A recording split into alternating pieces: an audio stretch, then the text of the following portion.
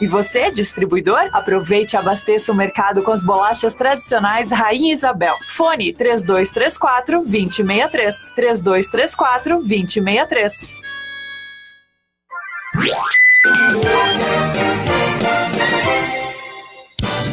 Voltamos a apresentar Rio Mar em Notícias. Saúde para você. Agora 5 horas e 37 minutos ao vivo para você aqui pela sua Rádio Rio Mar FM, Castanha FM, Rural de Tefé FM, Ariramba de Barreirinha FM e agora Jacilene Salles. Estamos ao vivo no Facebook, se você quiser acompanhar a nossa entrevista com o geriatra Sileno Fortes Filhos, que vai falar sobre a depressão na pessoa idosa. Se você quiser participar também, deixar sua pergunta, o seu comentário, vá lá na nossa fanpage da Rádio Rio Mar FM ou então da Sensumed Oncologia também e acompanhe essa nossa entrevista. Porque envelhecer faz parte do processo natural da vida e a depressão é uma das doenças que mais atinge os idosos. A depressão não tem uma causa específica, podendo ser desencadeada por uma mistura de fatores biológicos, psicológicos e sociais. E para esclarecer mais sobre o assunto, já está aqui nos nossos estúdios o geriatra da Sensumed Oncologia, Sileno Filho. Você gosta mais do Fortes ou do Filho? Fortes Filho. Fica mais completo, né?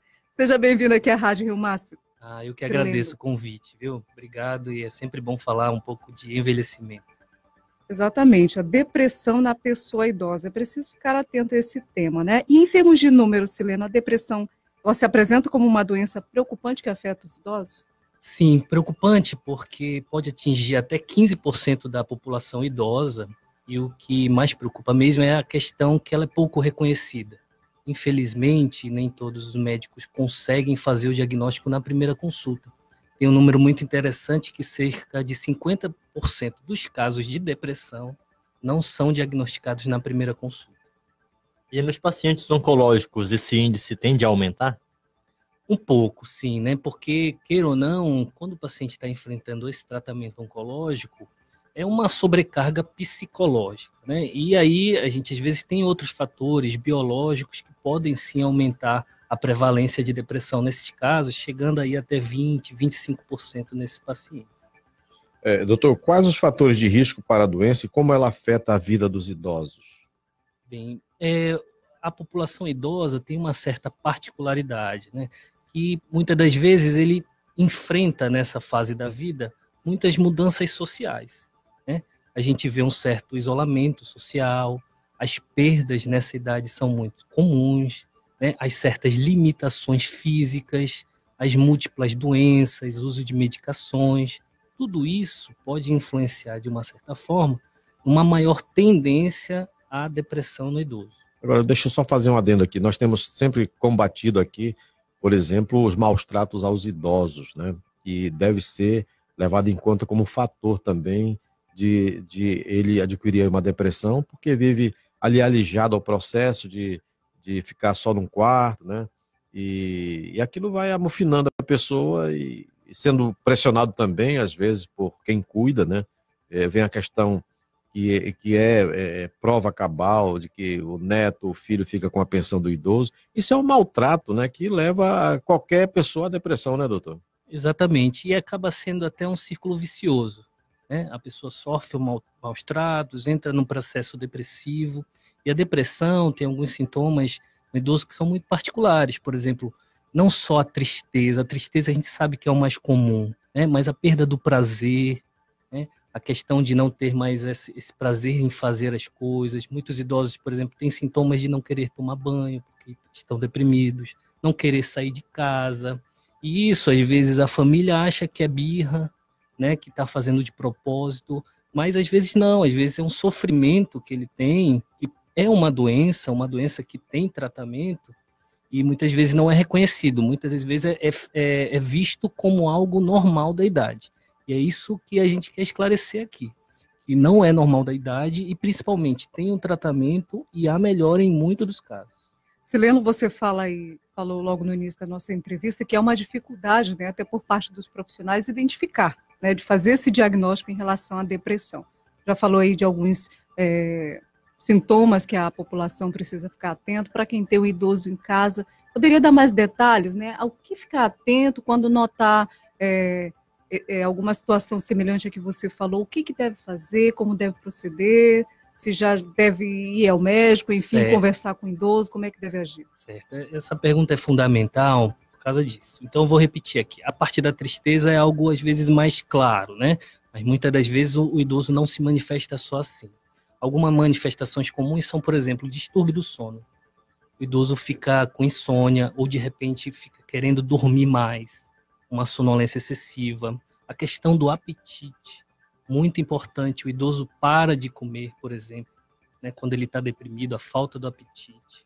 Né? Às vezes, sensação de falta de energia, aquele idoso que não quer sair da cama, que se sente muito cansado. Isso são sintomas de depressão no idoso também. Então, a primeira forma é identificar e, de certa forma, buscar um pouco de ajuda. Né? A gente faz uma meia-culpa aqui também, que às vezes realmente os médicos não diagnosticam na primeira consulta, mas vale a pena conversar com o seu médico, né? De repente falar, eu vi na rádio o Dr. Sileno falando, geriatra, que esses sintomas podem ser um início de depressão. E aí liga um alerta também para a própria equipe de saúde para voltar os olhos para o diagnóstico.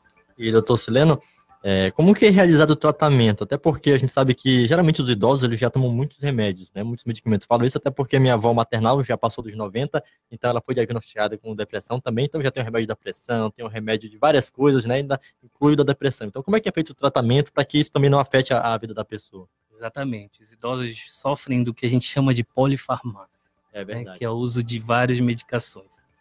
A depressão não é diferente, né? Mas a gente pode ter uma outra maneira, por exemplo, psicoterapia, acompanhamento com a psicologia, o entendimento da família que se trata de uma doença. Então, a família passa a acolher melhor o idoso, né? Colocar o idoso em atividades sociais, em atividade da igreja. A fé, nesse momento, passa a ser fundamental, muito importante para quem a tem. Né? E claro, a gente vai falar também da parte medicamentosa, que também faz parte do tratamento e é fundamental. E uma coisa que a gente precisa esclarecer, medicamento para depressão não vicia, né? Não causa sono. Às vezes a gente tem um preconceito, vai fazer tratamento para depressão e aquele tarja preta. Não é. O tratamento para depressão tem um receituário sim controlado, mas ele não vicia. Normalmente a gente usa por 6 meses a 1 ano e depois para. Então é algo seguro. Hoje nós temos medicações super seguras que podem ser tratadas do idoso de uma maneira bem tranquila. Quem nunca sofreu de depressão pode ter dificuldade para compreender como se sente o paciente nessas condições. Agora, a orientação é para quem convive com uma pessoa em depressão. Como agir, doutor? Quais as orientações para quem está no dia a dia vivendo essa situação? Isso é fundamental, o apoio da família. A gente sempre conversa, e na consulta do geriatra, a gente sempre dá o apoio para o paciente, mas a gente precisa dar esses esclarecimentos para a família. Uma coisa muito comum, eu passo tratamento para depressão, e normalmente o remédio da depressão ele leva 2, 4, até 6 semanas para atingir a sua plenitude, né, de tratamento. Então, o acompanhante também, o familiar, tem que ter essa paciência, tem que entender que aquele é um processo de doença, que o doente está daquele jeito não porque ele quer, né? Ninguém tem uma doença porque quer, né? E que o tratamento é lento, mas é eficaz. Então, essa paciência, esse apoio, essa questão social, né? Evitar o isolamento social, como você falou, né? Sempre orientar os maus tratos, e muitas das vezes a gente não chega só condenando, mas sempre apoiando. Às vezes esse familiar não tem a orientação necessária para cuidar do idoso, e faz parte da gente, como equipe de saúde, esclarecer tudo isso. Doutor Sileno Fortes Filho, geriatra da Sensomed Oncologia, eu gostaria que o senhor deixasse as suas considerações finais, orientações aos nossos ouvintes para cuidar, né, dessa faixa etária aí que é tão especial, que já viveu muita coisa, né, já suportou muita coisa e agora está num momento que precisa do apoio da família também. É verdade. Primeiro, de novo, eu acho que agradecer a oportunidade de vocês, de estar aqui, né? Falar que o envelhecimento faz cada vez mais parte da nossa vida, né? Eu tenho certeza que os ouvintes sempre conhecem alguém, eu tenho em casa uma pessoa idosa. Eu falo de 60 anos, mas eu falo daqueles idosos que são mais idosos mesmo, né? Acima de 80 anos, acima de 90 anos, a gente sabe que a longevidade está cada vez maior. E a depressão é uma doença que está cada vez mais prevalente no nosso meio. Infelizmente, ainda existe um certo preconceito, né? Mas eu acho que aqui nós conversamos sobre como identificar ela, desses sintomas um pouco diferentes no idoso, falar que o tratamento não é simples, mas requer um acompanhamento e, com certeza, é eficaz na maioria dos casos.